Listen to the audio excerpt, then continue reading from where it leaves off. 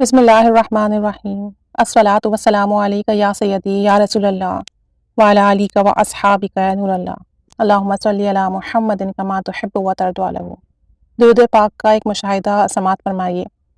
ایک خاتون ہے، کہتی ہیں کہ میں آن لائن ورک کر رہی تھی تو میں نے یا محمد صلی اللہ علیہ وآلہ وسلم والا وظیفہ کیا۔ وظیفہ کچھ یوں ہے کہ یا محمد ایک دفعہ پڑھ کر 100 دفعہ صلی اللہ علیہ وآلہ وسلم پڑھنا ہے، پھر دوبارہ یا محمد پڑھ کر 100 دفعہ صلی اللہ علیہ وآلہ وسلم پڑھنا ہے، اور اس طریقے سے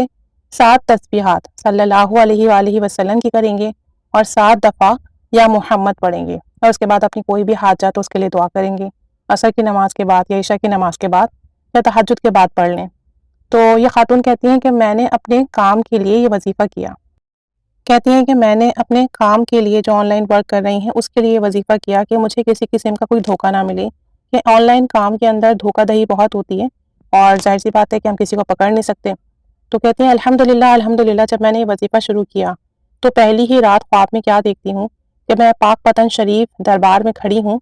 اور بہت خوش ہوں اور کہہ رہی ہوں کہ یہ سب یا محمد صلی اللہ علیہ وآلہ وسلم والے وظیفے کا کمال ہے جو کہ مجھے احمد بھائی نے بتایا تھا کہ میں فراڈ سے بچ گئی اور اتنا اچھا کام ملا، اور میں اس دربار پر حاضری بھی نصیب ہو گئی، مجھے اس دربار پر آنا بھی نصیب ہو گیا، اور میں خواب میں ہی اپنے آپ سے سب کہہ رہی ہوتی ہوں۔ کہتی ہیں کہ کچھ دن میں یہ وظیفہ پڑھتی رہی، عمل کرتی رہی، اور ابھی بھی میں پڑھ رہی ہوں، تو میں نے اس وظیفے کو زندگی کا حصہ بنا لیا ہے۔ اور دوسرا میرے ساتھ معجزہ یہ ہوا کہ کچھ دن پہلے میں عصر کے وقت یہی وظیفہ کر رہی تھی، درود شریف پڑھ رہی تھی، تو مجھے نیند آ گئی، اور میں نے